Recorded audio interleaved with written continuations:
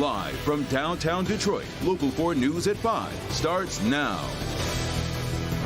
Delta Airlines saying to expect operational issues during the busy holiday weekend. This is pilots voicing their concern over working conditions. I'm Hank Winchester. Help me, Hank. How could this impact your holiday travel?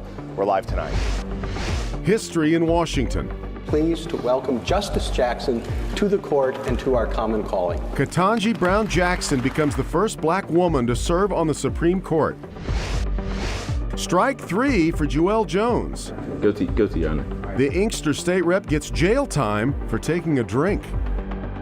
The Democratic lawmaker from Inkster sentenced today to 30 more days in jail after he pleaded guilty for a probation violation. And yet he's not going to see the inside of the Livingston County Jail this time. Rod Maloney is live tonight with the reason. Rod, good evening. Yeah, good evening, Kimberly and Devin. You know, it's a situation right now where, as we speak, Joelle Jones is in the Shore House Drug Rehab Center in the city of Detroit. Now, you're wondering, well, how is that the case when he's supposed to be in jail? Well, the judge, Judge Michael Hattie, went ahead and said that he could use time served in the rehab center as his jail time. Jones entered the Livingston County Court again today. I'm responsible, Your Honor. Guilty, Your Honor. And few knew why he found himself before Judge Michael Hattie pleading guilty to a probation violation. Your Honor, I just apologize. I did make a really poor decision.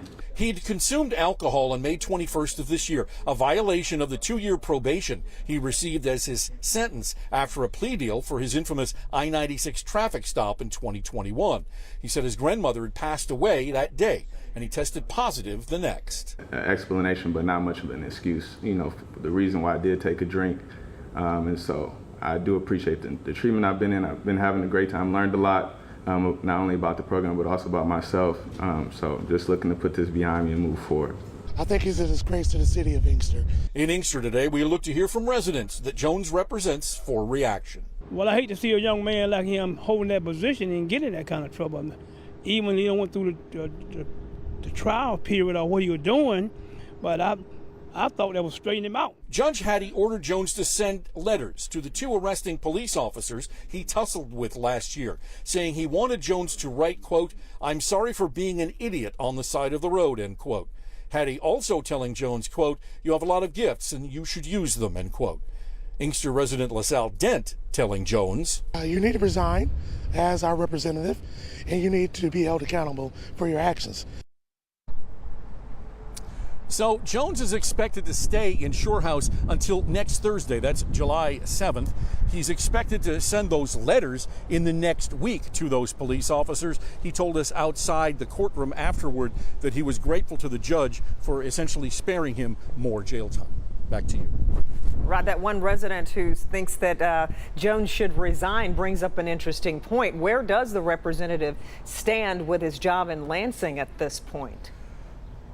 Well, we checked it with the Speaker's office to find out exactly where he is. He doesn't have his committee standing or his committee positions that he had previously. They were stripped. But we are told now that the House Speaker offered his committee seats back to him, and they claim that he refused them. And so as it stands right now, if he goes to Lansing and he sits on the House floor, all he can do is vote. Okay. Rod, thanks.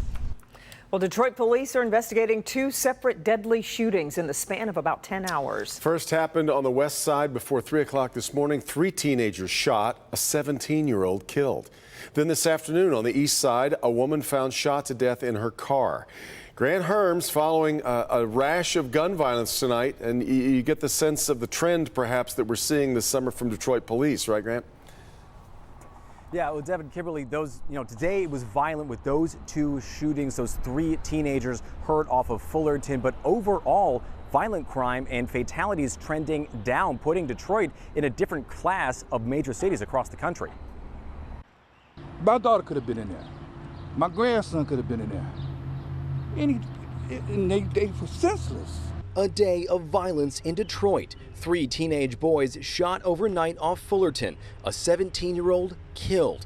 A 19-year-old and a second 17-year-old not fatally wounded after someone opened fire into the apartment where 6 people were inside. Neighbors angry over yet another shooting and calling for action. It's time for us as African Americans, because I'm sure that's who got hurt, to stand up instead of talking about it. Let's do it. Come on. But those shootings aren't the full picture. Detroit, repeatedly named one of the country's most dangerous cities, has shown a decrease in crime for 2 years. According to Detroit police, the latest numbers show decreases across the board. A 14% decrease in homicides, 12% decrease in sexual assaults, a 15% decrease in aggravated assaults, non-fatal shootings down 17%, and a 5% decrease in robberies.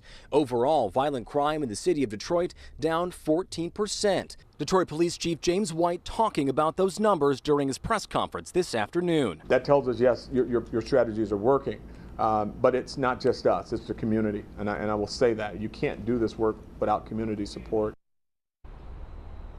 Now, the only crime sect that went up, according to those numbers from DPT today, was carjackings. Those were up 29%. Now, the chief today said he wasn't celebrating those numbers, just that it was putting Detroit in a case study for the better this time. Now, about those shootings today, they are still looking for the shooter and the driver of a black pickup truck from this morning. They're asking help from anybody who may know anything about who that driver or that shooter is. Back to you.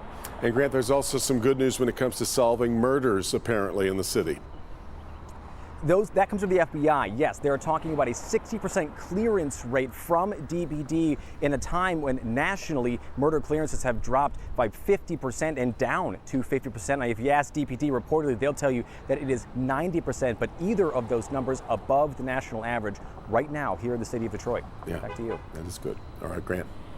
A judge orders a retrial for two of the men accused of plotting to kidnap Governor Whitmer. Barry Croft and Adam Fox were in federal court today asking for the charges to be dismissed.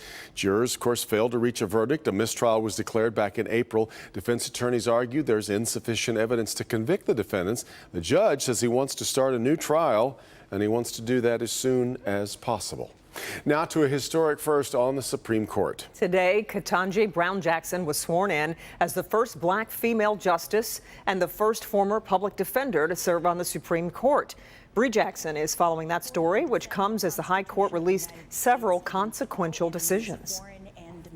After taking 2 oaths of office to uphold constitutional and judicial duties, Justice Ketanji Brown Jackson made history. I, Ketanji Brown Jackson, do solemnly swear. A glass ceiling shattered. With her family watching and her husband holding the Bible for the swearing in, Justice Ketanji Brown Jackson becomes the first black female on the Supreme Court. I'm pleased to welcome Justice Jackson to the court and to our common calling.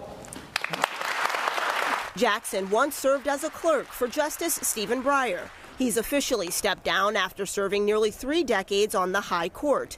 His final term included dissenting on controversial decisions to expand gun rights and overturn Roe v. Wade. A ruling that sparked protests nationwide and criticism from President Biden overseas, now saying he supports eliminating the filibuster to codify abortion rights. We've been a leader in the world in terms of personal rights and privacy rights. And it is a mistake, in my view, for the Supreme Court to do what it did. The Supreme Court delivering another blow to the Biden administration Thursday, ruling to curb the EPA's authority to limit greenhouse gas emissions from existing power plants. It's a loss of the federal government's ability to regulate climate change. Justices also handing the president and Democrats a victory, allowing the Biden administration to shut down a Trump-era program designed to restrict immigration at the southern border. A decision on the Remain in Mexico program, unexpected, but we will take it. Justice Jackson taking on an historic role on the High Court at a divisive time. This is the first time that 4 women will serve together on the 9-member bench. A formal investiture ceremony for Justice Jackson is expected in the fall, but today's swearing-in ceremony allows her to get to work on the High Court immediately. In Washington, I'm Bree Jackson for Local 4. All right, Bree, now let's take a closer look at those 2 decisions from the court today. One curbs the Environmental Protection Agency's ability to broadly regulate carbon emissions from existing power plants.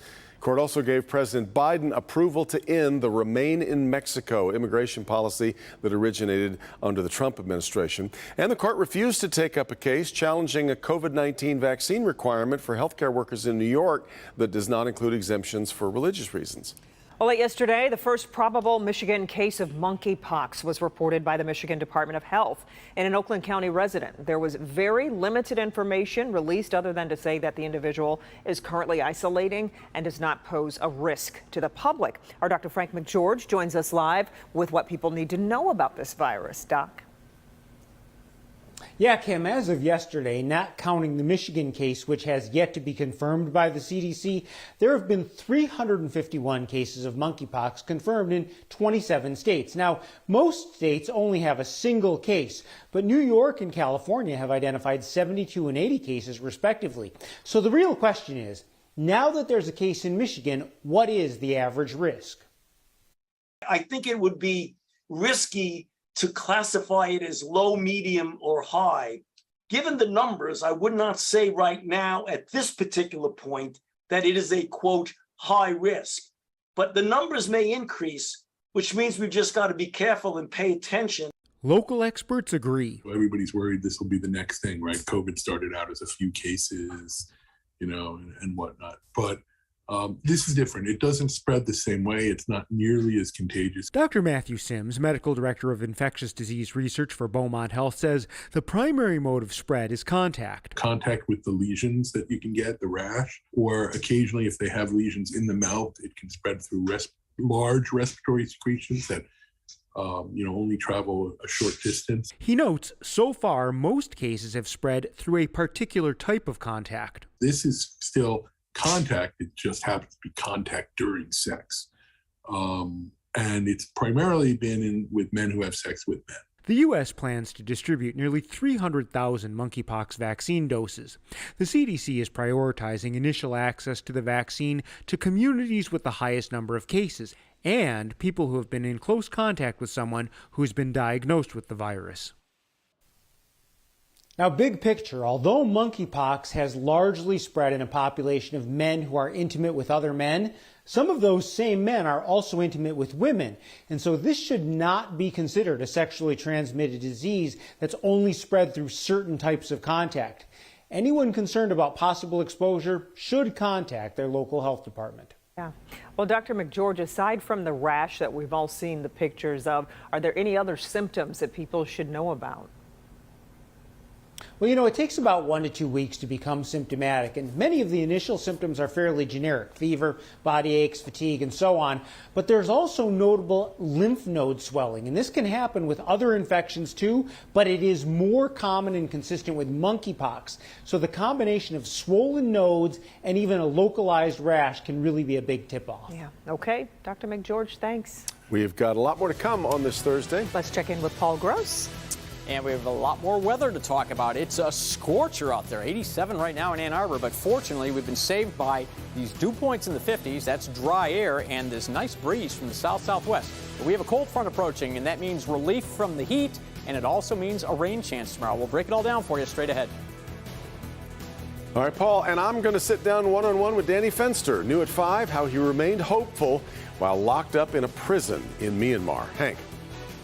Delta Airlines saying to expect operational issues during the busy holiday weekend. This is pilots voicing their concern over working conditions. I'm Hank Winchester. Help me, Hank. How could this impact your holiday travel? We're live tonight.